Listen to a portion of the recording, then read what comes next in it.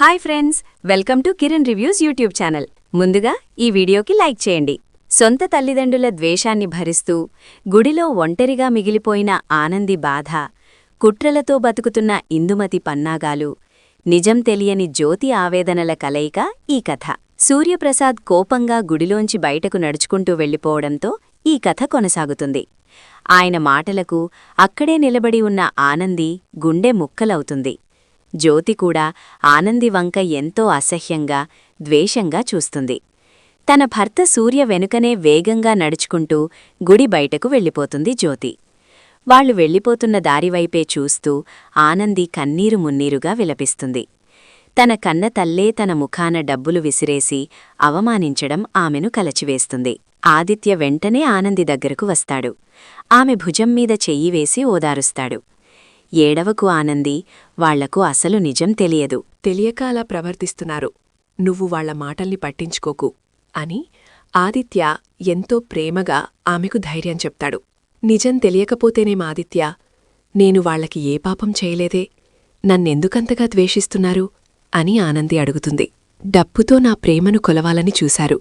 నన్నొక పనిమనిషిలాగా లెక్కగట్టారు. కాని నాకిప్పుడూ వాళ్లమీద కోపం రాదు.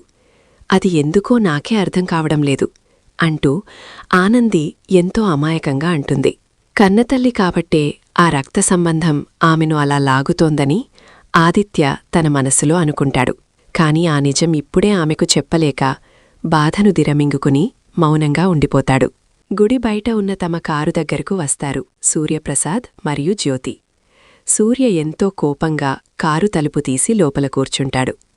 జ్యోతి కూడా కారులో కూర్చుని ఆలోచిస్తుంది.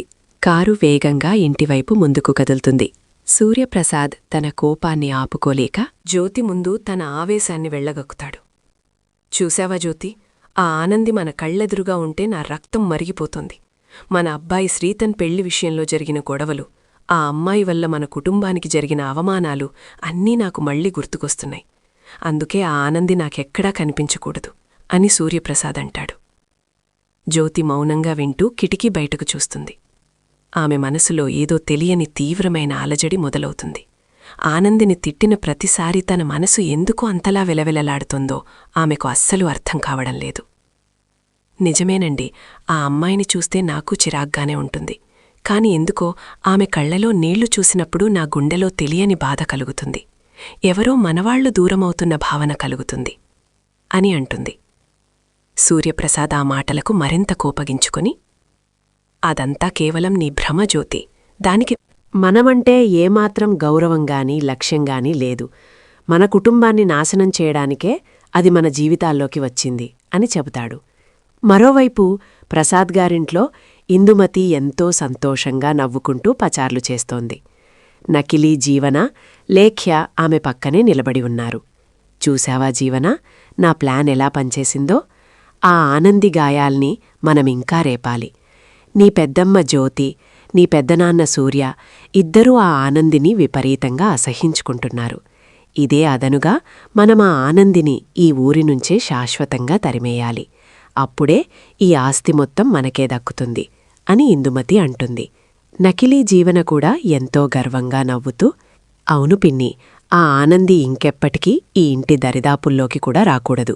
అసలు జ్యోతికి నా మీద ఉన్న అమితమైన ప్రేమతోనే ఆ ఆనందిని గుడిలో అంత ఘోరంగా అవమానించింది. ఇక ఆ ఆనంది ఎప్పటికీ తలెత్తకోలేదు అంటూ ఎగతాళిగా మాట్లాడుతుంది. అప్పుడే శంభు అక్కడికి వస్తాడు. వాళ్ల మాటలు వింటాడు. ఏంటి ఇందుమతి, మళ్ళీ ఏదో కుట్రలు పన్నుతున్నావా? ఆ ఆనంది పాపం కదా, ఆ చిన్నపిల్లని ఎందుకలా బాధిస్తున్నారు? దాన్ని వదిలేయండి అని శంభు కొద్దిగా జాలిగా అడుగుతాడు. వెంటనే ఇందుమతి కోపంగా శంభువైపు చూసి, మీరు మధ్యలో మాట్లాడకండి. ఆ ఆనంది మన కుటుంబానికి పట్టిన పెద్ద శని. దాన్ని వదిలిస్తే మన ఆస్తులన్నీ లాగేసుకుంటుంది. దానికి మాయమాటలు చెప్పి అందర్నీ బుట్టలో వేసుకోవడం బాగా తెలుసు. మీకు చేతకాకపోతే ఊరుకోండి, నా ప్లాన్ నన్ను అమలు చేయనివ్వండి అని శంభు మీద గట్టిగా కసురుకుంటుంది. శంభు ఏమీ మాట్లాడలేక మౌనంగా వెళ్ళిపోతాడు. గుడిలో పూజ పూర్తయిన తర్వాత ఆదిత్య ఆనందిని తీసుకుని కార్యాలయానికి వెళ్తాడు. పురుషోత్తం గారు అప్పగించిన కేడీ గార్మెంట్స్ వ్యాపార బాధ్యతలు వాళ్లు చూసుకోవాలి కదా. ఆనంది మనస్సు ఇంకా గుడిలో జరిగిన అవమానం చుట్టూనే బాధగా తిరుగుతూ ఉంటుంది. ఆదిత్య ఆమెను తన క్యాబిన్లో కూర్చోబెట్టి, ఆనంది, జరిగిపోయిందాన్ని పూర్తిగా మర్చిపో. ఇప్పుడు మన ముందు ఒక పెద్ద లక్ష్యముంది. కేడీ గార్మెంట్స్ వ్యాపారాన్ని మనమందరం మెచ్చేలా లాభాల్లోకి తీసుకురావాలి. అప్పుడే ఈ సమాజంలో నీకొక మంచి గుర్తింపు వస్తుంది.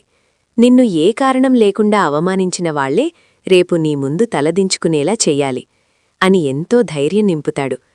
ఆ మాటలకు ఆనందిలో తన చిన్ననాటి కుట్టి లక్షణాలు మళ్లీ ఒక్కసారిగా నిద్రలేస్తాయి.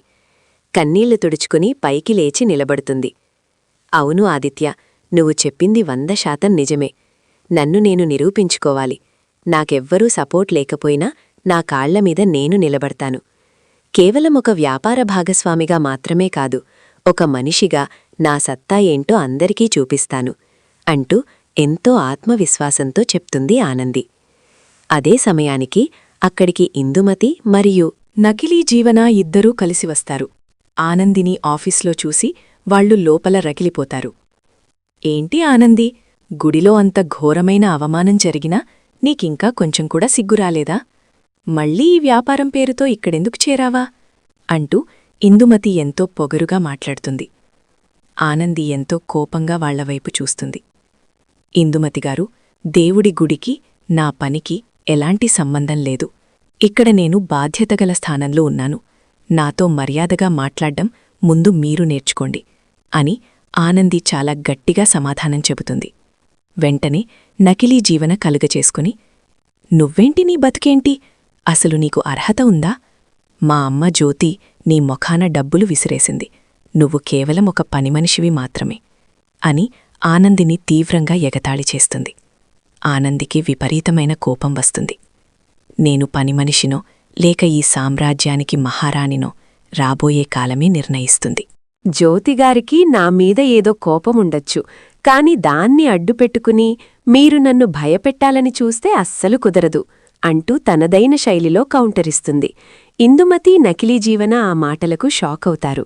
ఆనంది ధైర్యాన్ని చూసి ఆదిత్య గర్వపడతాడు. కారులో ఇంటికి చేరుకున్న జ్యోతి మరియు సూర్య లోపలికి వెళ్తారు. ఇంట్లో పెద్దవిడ హైమవతి వాళ్లకోసం హాల్లో ఎదురుచూస్తూ ఉంటుంది. ఏంటి జ్యోతి, గుడికి వెళ్లి ముఖం అలా మార్చుకునొచ్చావ్, అక్కడేమైంది అని హైమవతి ఆరా తీస్తూ అడుగుతుంది. సూర్యప్రసాద్ జవాబిస్తూ, అక్కడ ఆ ఆనంది మళ్లీ కనిపించిందమ్మా. దాన్ని చూస్తేనే మాకు కోపం కట్టలు తెంచుకుంటోంది అంటాడు. హైమవతి కొద్దిసేపు తీవ్రంగా ఆలోచించి మౌనంగా ఉండి, సూర్య, ఆ పిల్ల విషయంలో మీరు మరీ కఠినంగా ప్రవర్తిస్తున్నారు. ఏదైనా ఉంటే మాట్లాడి పరిష్కరించుకోవాలి కాని 10 మందిలో గుడిలో రభస చేయడం ఏమాత్రం తప్పు కదా అంటుంది. జ్యోతి ఎవరికీ సమాధానం చెప్పకుండా తన గదిలోకి వెళ్ళిపోయి గట్టిగా తలుపు వేసుకుంటుంది. పాత ఫోటోలు చూస్తూ తన అసలైన కూతురు జీవన చిన్నప్పటి జ్ఞాపకాలను గుర్తుచేసుకుని ఏడుస్తుంది. నా బిడ్డ నా దగ్గర ఉంటే ఎంత బాగుండేది, ఈ ఇంట్లో ఏ గొడవలు అసలు ఉండేవి కాదు కదా అని మనస్సులో ఎంతో కుమిలిపోతుంది. ఆ సమయంలో ఆమెకు ఆనందీ ముఖం పదే పదే గుర్తుకొస్తుంది. ఆనంది నడిచే తీరు, ఆనంది మాట్లాడే విధానం అన్నీ అచ్చం తన కూతురిలాగే ఉన్నాయని ఆమెకు మొదటిసారిగా బలంగా అనిపిస్తుంది. ఆనంది కళ్ళు తన భర్త సూర్యప్రసాద్ కళ్లలాగే ఉంటాయని ఆలోచిస్తుంది. కాని వెంటనే తన మనస్సును తానే సముదాయించుకుని ఆ ఆలోచనను తీసేస్తుంది. ఇందుమతి మరియు మంజరి ఆడిన నాటకం వల్ల ఆ ఇంట్లో ఉన్న నకిలీ జీవననే తన సొంత కూతురని జ్యోతి గుడ్డిగా నమ్ముతూ మోసపోతూనే ఉంది. నిజమైన కూతురు ఆనంది ప్రతిక్షణం తన కళ్ల ముందే ఉంటున్నా ఆ ప్రేమను గుర్తించలేక ఆమెను మానసికంగా దూరం చేసుకుంటోంది. రేపటి ఎపిసోడ్లో ఆనంది వ్యాపారంలో మరింత ముందుకు వెళ్లడం, ఇందుమతి కుట్రలను ఆదిత్య సహాయంతో ఎలా తిప్పికొడుతుందో మనం చూడబోతున్నాం. తల్లి కూతుర్ల మధ్య ఈ భావోద్వేగాల పోరాటం ప్రేక్షకులకు ఎంతో ఆసక్తిని కలిగించేలా సాగుతుంది.